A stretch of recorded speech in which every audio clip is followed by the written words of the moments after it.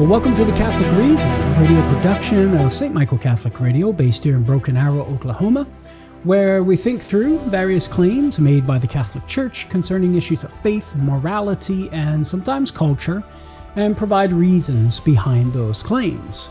I'm Dr. Karlo Broussard, staff apologist and speaker for Catholic Answers, and a member of the Chancery Evangelization team here at the Diocese of Tulsa and Eastern Oklahoma.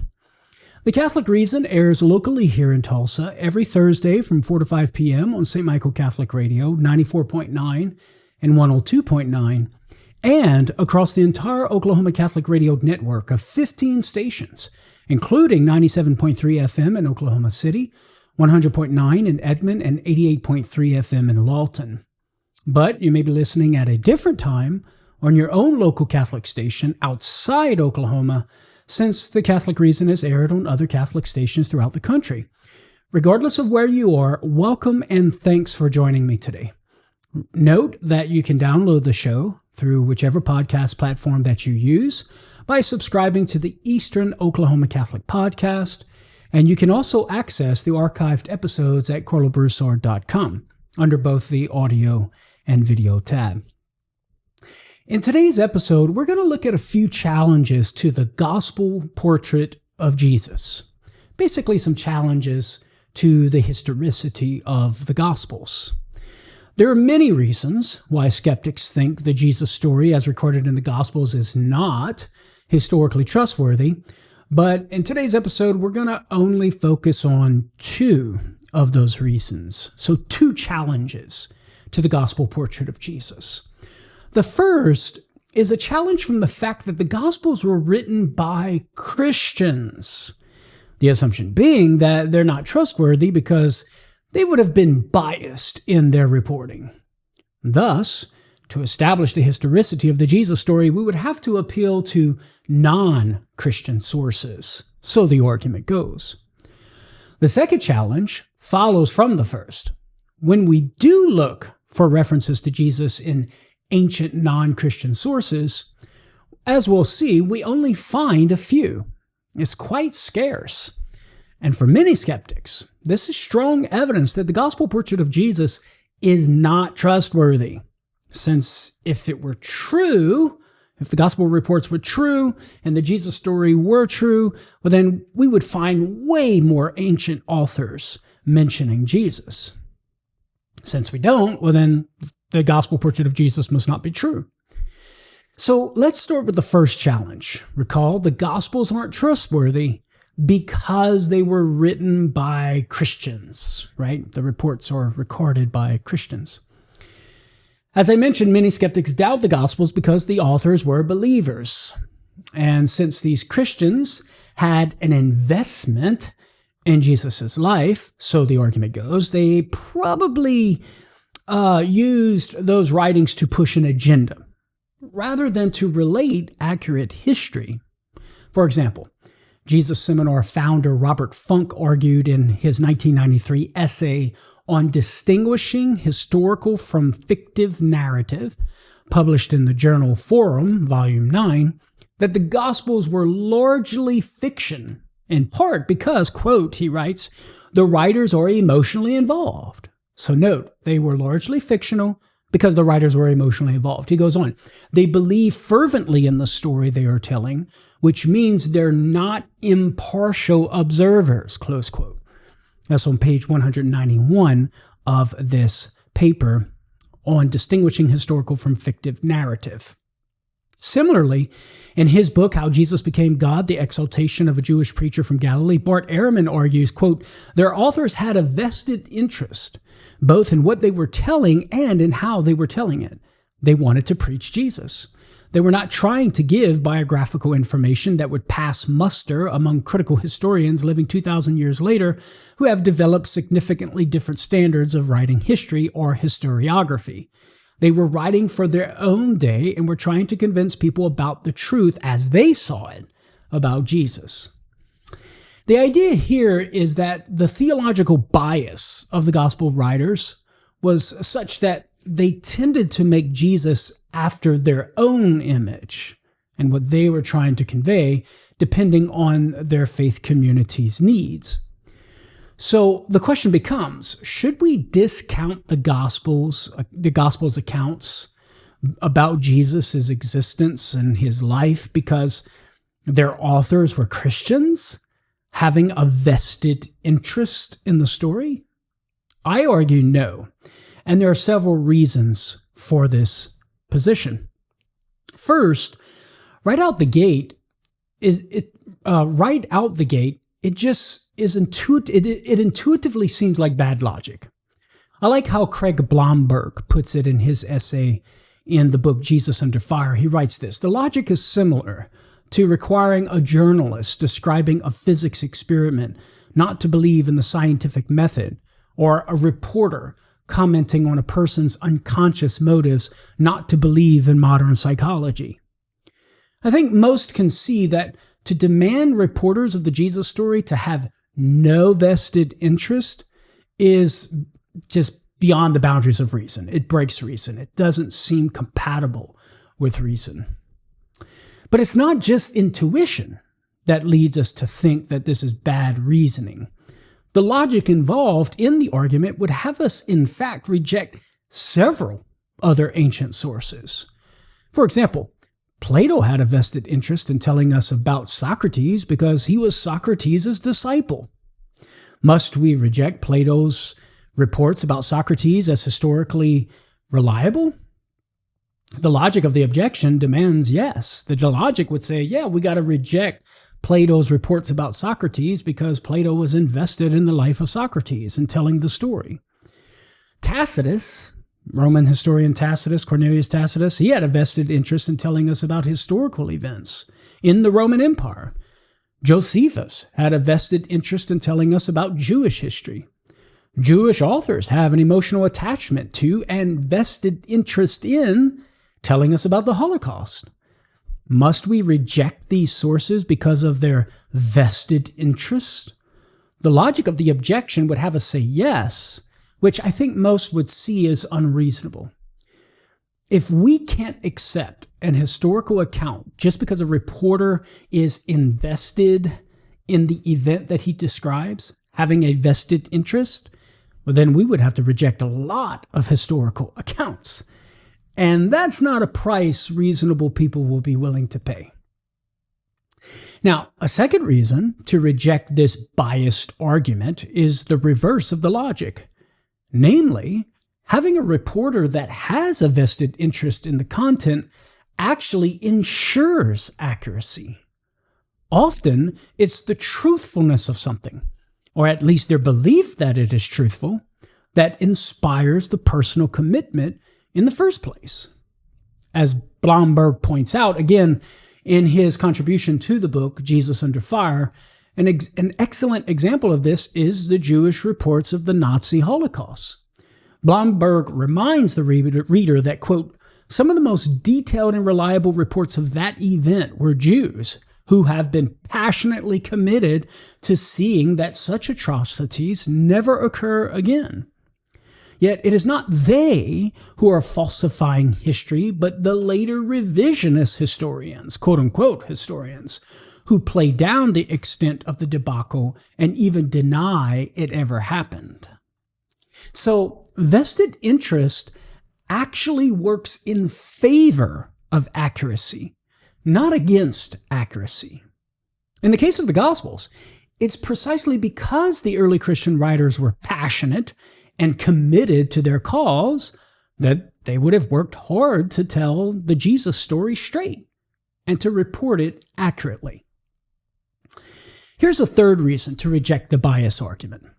As Christian apologist William Lane Craig argues in his book On Guard on page 186, the skeptic's insistence that we ignore the New Testament as evidence of Jesus' existence and his life is simply bad historiography. Why would we ignore the earliest, primary sources about Jesus in favor of sources that are much later and secondary and less reliable? To do so simply is not good historiographical research. So far we can see that the biased argument entails intuitively bad reasoning, or bad logic. The logic itself would demand that we reject other ancient sources, reports of events by those who had a vested interest in telling about those events. And Christian sources actually ensures accuracy rather than counting against accuracy. And fourthly, it's just bad historiography to reject the primary and earliest sources of the Jesus story in favor of later and secondary sources. So that provides 4 answers so far to the biased argument. Now, there's a few more here. I think we can get one more in before our first break. And our fourth reason to reject the biased argument is that it fails to make a distinction between whether a claim is true and why someone is making the claim. Notice the objection focuses our attention on the latter, why these guys are giving us their reports, when we should be focused on the question of whether the reports are true. Consider that even if the gospel writers had a purpose for which they were writing, that's to say they had a vested interest and were maybe biased in some sense, the question still would remain, is the claim true? You can have a purpose for which you write, even a theological purpose, trying to communicate something theological about Jesus and what he did and what he said, and the claim still be true. You know, having a purpose for telling a story is not mutually exclusive from the story being true. You can have both ends. So we're going to have to hit the pause button here, my friends. Coming up in my first break, I'm Dr. Karlo Broussard. You're listening to The Catholic Reason. More to come on the other side. Well, welcome back, my friends, to The Catholic Reason, a radio production of St. Michael Radio, based here in Broken Arrow, Oklahoma. I'm Dr. Karlo Broussard, and in today's episode, we're looking at a few challenges to the gospel portrait of Jesus, one of which is that the gospel writers were Christian. The implication being that they would have had vested interest in telling the story about Jesus, and for this reason, many skeptics reject the gospel reports as being historically trustworthy. Notice that line of argumentation. The conclusion, the gospels are not historically trustworthy. The premise, why? Because they had a vested interest in telling the story. Well, in response, we show that the logic just seems to be intuitively bad logic, right? That would be like saying that we're going to have to not believe in the scientific method, right? Reject a physics experiment and not believe in the scientific method, or reject a reporter commenting on a person's unconscious motives and not believe in psychology. It's just...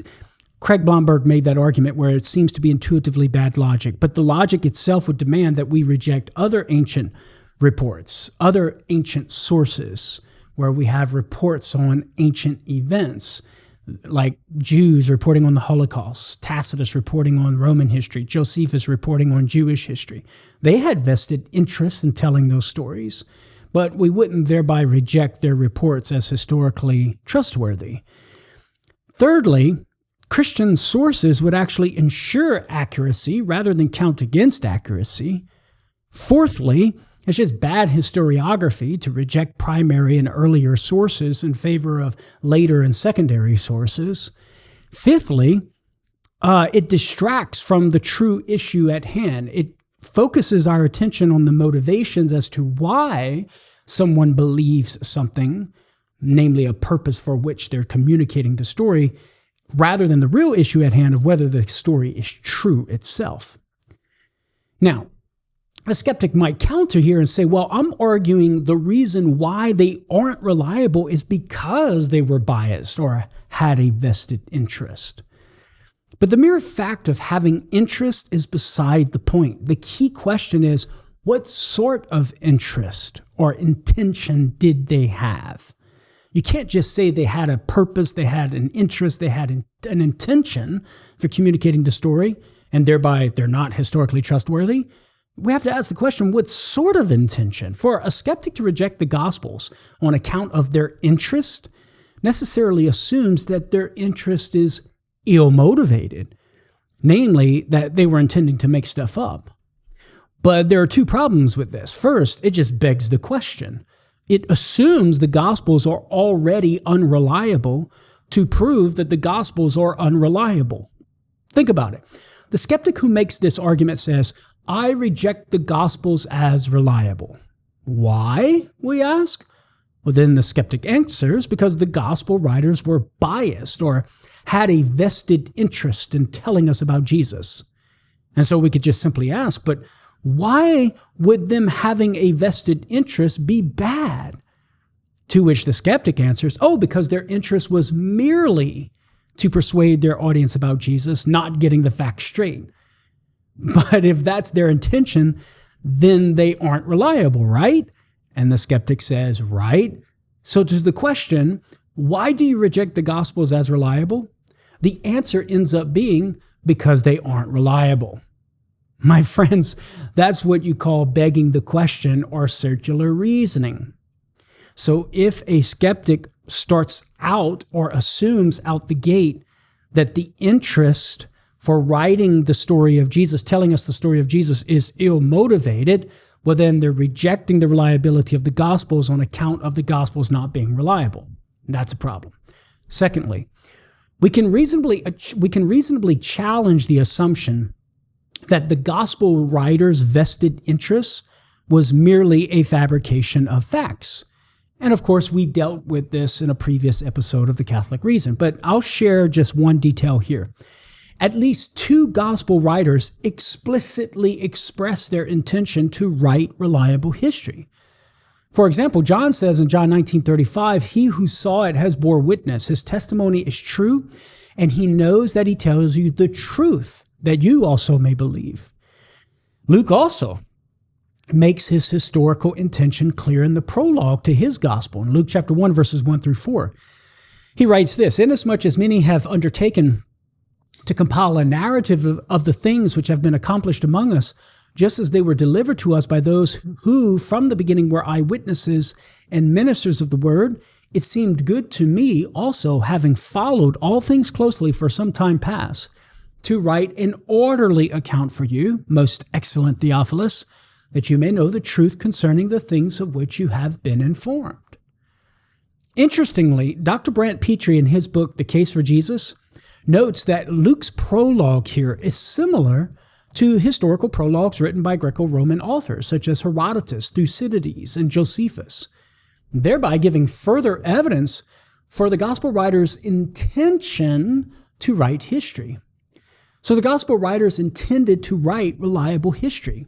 Thus, their quote-unquote vested interest was not a fabrication of facts, or fabrication of facts. So we've given so far 6 reasons to conclude that the biased objection is not persuasive. Number 1, we intuitively recognize the bad logic involved when we apply it to ordinary human experience. Recall there, Blomberg had argued it's similar to requiring a journalist describing a physics experiment not to believe in the scientific method, or a reporter commenting on a person's unconscious motives not to believe in modern psychology or something.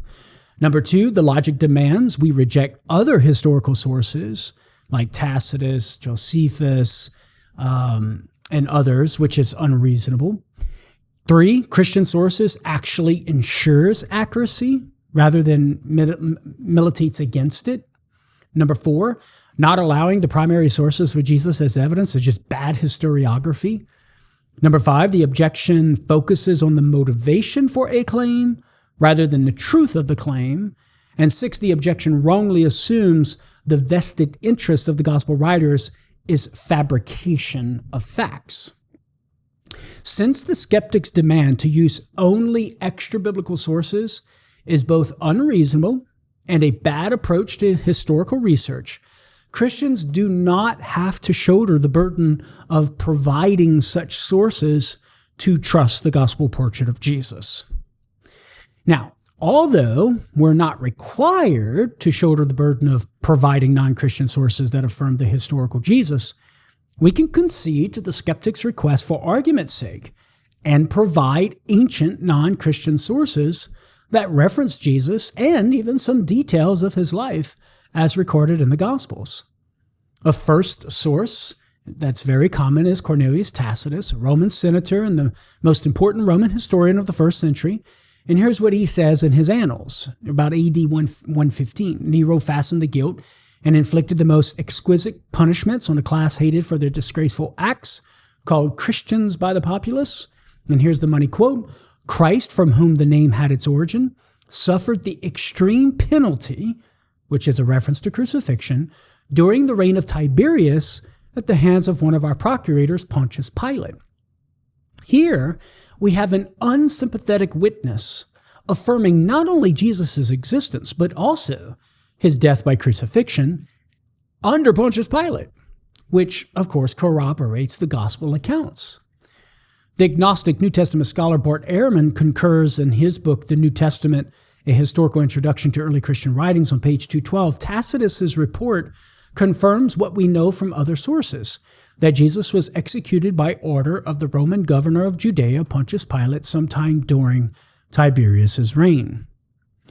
The next source, which is a little bit earlier outside of Christian scripture, is the Jewish historian Flavius Josephus. In his Antiquities of the Jews, which dates to about AD 93, he includes two references to the historical Jesus. The first is found in Book 18, which is often referred to as the Testimonium Flavianum. He writes this: About this time there lived Jesus, a wise man, for he was one who performed surprising deeds. He won over many, and when, upon the accusation of the principal men among us, Pilate had condemned him to a cross, those who had first come to love him did not forsake him, and the tribe of the Christians, so called after him, has still to this day not disappeared. And that's in Book 18. Most modern scholars regard that quote that I just shared with you as the authentic nucleus written by Josephus himself, with possible later Christian interpolations deleted from that quote that I read to you. I would recommend, Paul Eddy and Gregory Boyd's book, The Jesus Legend, if I'm remembering their names correctly here, for a detailed defense of the authenticity of this version of the quote. Josephus' second reference to Jesus in Antiquities is found in Book 20, where he refers to a high priest named Ananias who convened the Sanhedrin, the highest Jewish court governing body to oversee the stoning of lawbreakers in AD 62. And one of the criminals Josephus describes is, quote, the brother of Jesus who was called Christ, whose name was James. That's in Book 20. This is the same James, the brother of the Lord, that Paul refers to in Galatians 1:19. And the great majority of scholars see this passage as authentic as well because it lacks Christian terms like the Lord, because it fits into the context of this section of Antiquities, and because it's found in every manuscript copy of the Antiquities. For more information of this line of argumentation, see Robert E. Van Voorhis, Jesus Outside the New Testament, An Introduction to the Ancient Evidence, published by Grand Rapids in 2000 on page 83. So even if we concede the principle that we need to corroborate the gospel portrait with ancient non-Christian sources, we at least have some legs to stand on. We have Josephus and Tacitus being two examples. Friends, I'm coming up on my next break. Stay tuned, more to come on the other side.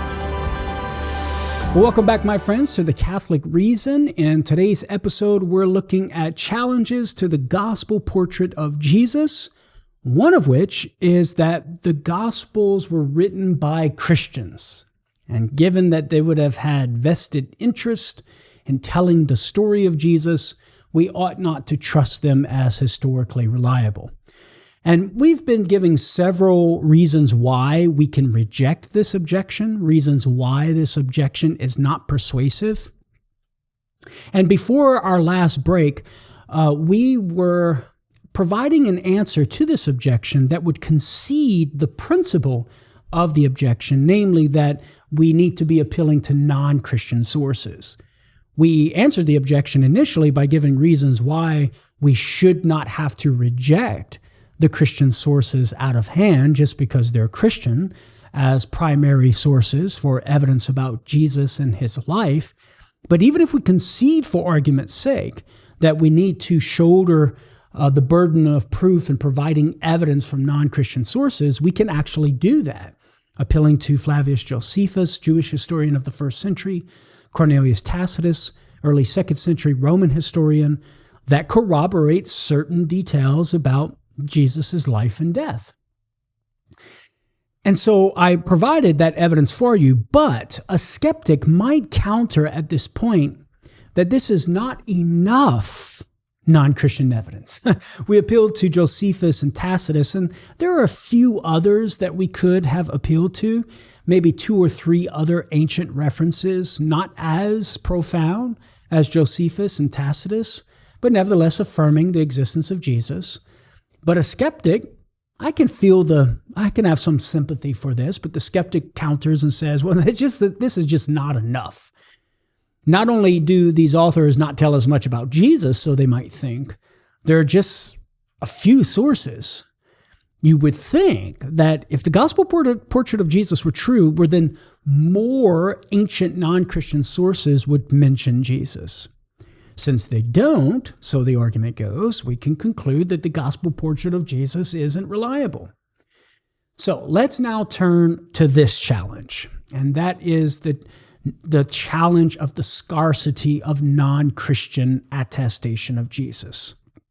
This argument has its roots in the early 20th century skeptic John Remsburg in his 1909 book, The Christ. It's put forward by 2 contemporary authors named Timothy Freke and Peter Gandy in their book, The Jesus Mysteries. They list 27 ancient authors who lived within 100 years of Jesus and authors who do not mention Jesus.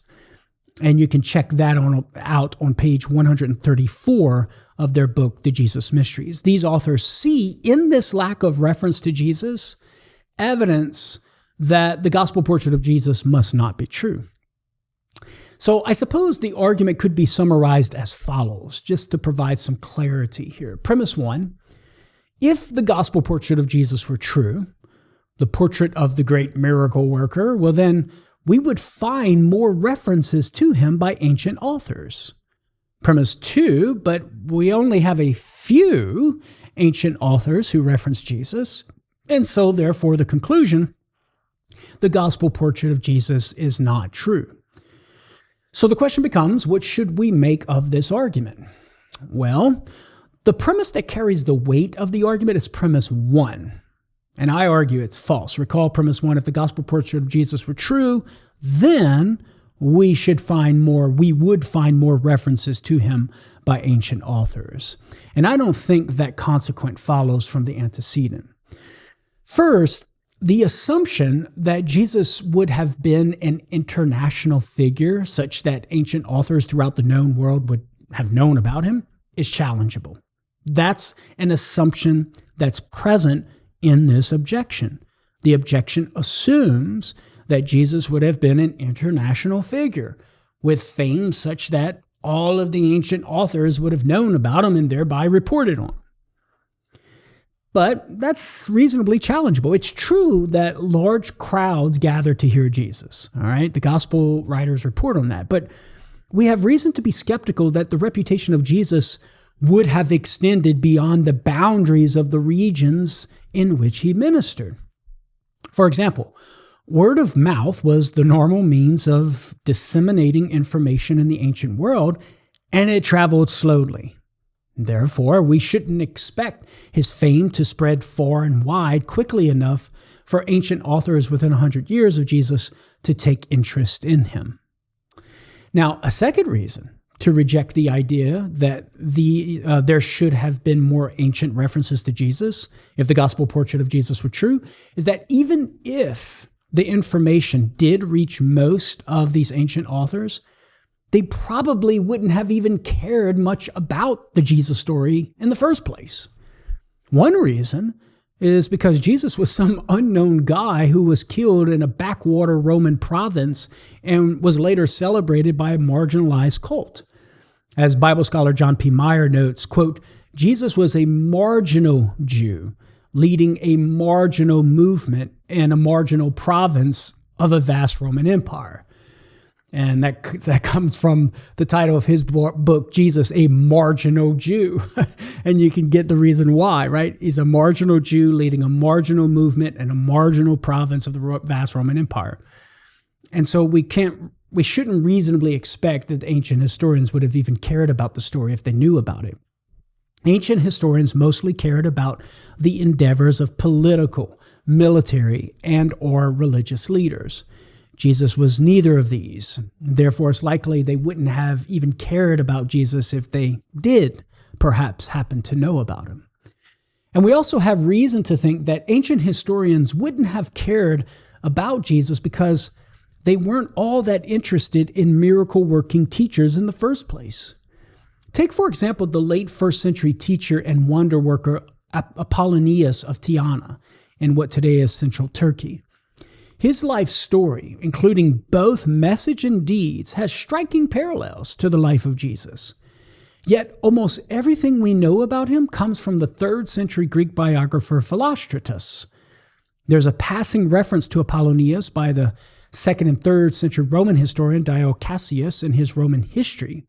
The reference, however, is even shorter than Josephus's references to Jesus. A third reason why ancient historians would not have cared about Jesus is that the historical record indicates that there were several religious and political movements and figures working to gain people's loyalties. R.A. Horsley and J.S. Hansen document these movements in their books, Bandits, Prophets, and Messiahs, popular movements at the time of Jesus. Thus, Jesus would have been most likely perceived as merely another voice in the crowd. Nothing to be concerned about, right? The Jesus story would have easily been dismissed. And so this is yet another reason why we shouldn't expect ancient authors to be mentioning Jesus. A final reason why ancient authors wouldn't have been interested in the Jesus story is because it would have been beyond the duties of most historians writing during this time period. Historians usually wrote only on matters relevant to the governing administration they were under and writing for. As Gregory Boyd and Paul Eddy argue in their book, Lord or Legend, Wrestling with the Jesus Dilemma, quote, historians in the ancient Roman world typically wrote under the authority of governing officials. They thus tended to be interested only in matters that were relevant to the administration they worked for.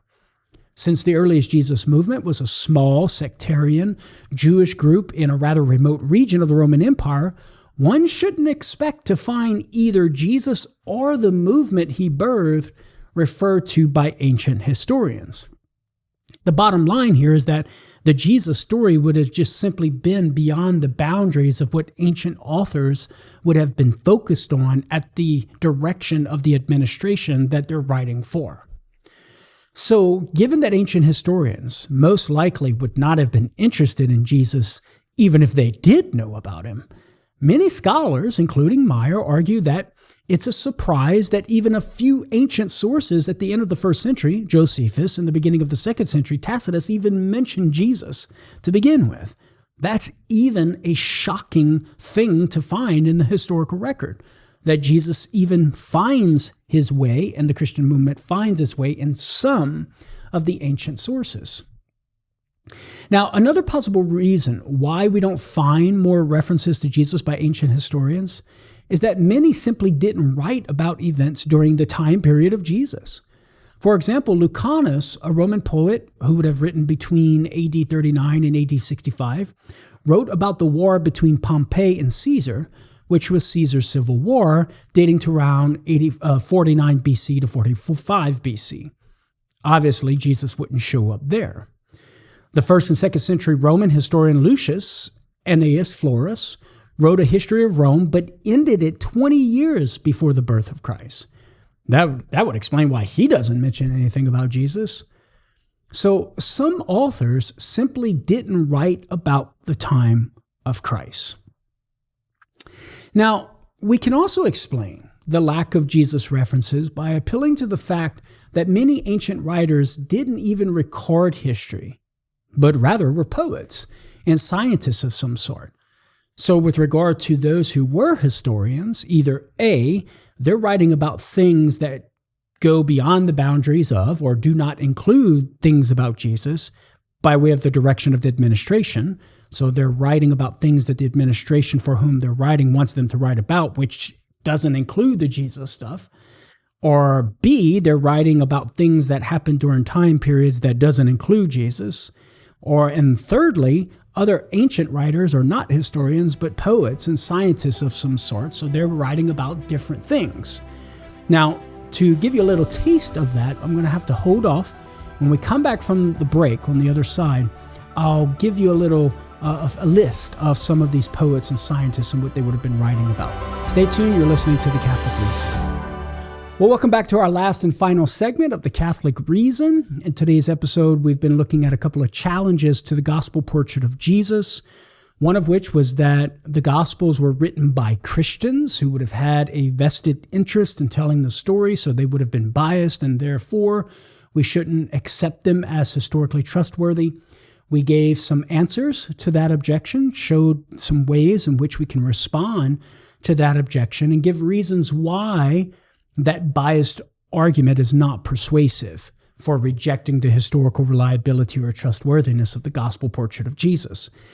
And then we've been looking at a second challenge, and that is the scarcity of the ancient non-Christian sources that attest to Jesus. So even for the skeptics that we concede for argument's sake and say, okay, well, here are some non-Christian sources that do verify the existence of Jesus and at least some details of his life, which corroborates the gospel, some details in the gospel reports. A skeptic might say, well, that's just not enough. If the gospel portrait of Jesus were true and he's this miracle worker and all, well, then we would expect to find other ancient authors mentioning Jesus. And in response to that objection, we've given several answers or responses. Number one, it assumes Jesus would have been an international figure, but we have reasons to reject that assumption, that it's not necessarily true, that he would have been an international figure of fame such that all of the ancient authors would have been mentioning him at least. Secondly, ancient historians wouldn't have been interested in the Jesus story anyway. Jesus was a nobody who was a marginalized Jew. Ancient historians were not really interested in miracle-working teachers. Thirdly, Jesus would have been just another voice of a religious movement because there were several at that time within 100 years after Christ. And also, too, the Jesus story would have just been outside the purview of ancient authors who were often writing about things at the direction of an administration. So we have reasons to think that the ancient historians would not have been interested in the Jesus story, even if they did know about the Jesus story. And then also, too, many of the ancient historians were focusing on time periods that did not include Jesus. Now, before the break, I brought up another way in which we can explain the lack of Jesus references, and that is by appealing to the fact that many ancient writers didn't even record history, but rather were poets or scientists of some sort. The answers we've given so far would apply to ancient historians, but remember that the general objection is ancient writers not mentioning Jesus. And if that's the objection and not restricted to the historian category, but just ancient authors in general, well, then we can respond and say, well, some weren't even historians. Rather, they were poets or scientists of some sort. So Juvenal, a Roman poet born in AD 55, right? He's an ancient author, but he was a Roman poet. Martial was a Roman poet who was born around AD 41 and died between AD 102 and 104. Ptolemy, a Greco-Roman mathematician, who probably died in AD 160s or 70s. Columella, a Roman writer on agriculture who wrote only about trees. Pliny the Younger, a Roman author who focused on natural history and died around AD 79. That's just a sampling. So the idea here is we shouldn't expect to find references to Jesus by these ancient authors because these guys were writing poems and describing things about math and science. So if the objection is there's no mention of Jesus, there's not enough mentioning of Jesus in ancient authors, generally speaking, this answer would provide an explanation as to why. Now, a fifth reason why we can reasonably reject the idea that there would be more ancient references to Jesus if the gospel portrait of Jesus were true is that most of ancient literature is lost to us. For example, as Paul Eddy and Gregory Boyd point out in their book, The Jesus Legend, which is the more scholarly work, a more detailed work as opposed to their book, Lord or Legend, they write this, quote, "The writings of the Roman historian Tacitus exist in only 2 manuscripts, and it's believed they contain only about half of what he actually wrote." That's on page 168. Gary Habermas and Mike Licona, in their book, The Case for the Resurrection, note, quote, "Only a fragment of what Thales wrote in the 1st century about ancient Mediterranean history has survived. Suetonius is aware of the writings of," I'm going to butcher this and I apologize, Asclepiades of Mendes, yet his writings are no longer available. Herod the Great's secretary, Nicholas of Damascus, wrote a universal history in 144 books, none of which have survived. Livy, the great Roman historian, has suffered a similar fate. Only his early books and excerpts of the rest survive. And they mention that on page 127. The implication here is that we can't conclude there were in fact no other ancient references to Jesus, since there may very well have been some references to Jesus that are simply lost to us, as we have other ancient documents that are lost to us. Now, our last reason to why we should reject premise 1 of this argument, that let me just restate that. The last reason why we should reject this argument from the scarcity of references, ancient references to Jesus, is that its logic demands that we reject other historical figures as well.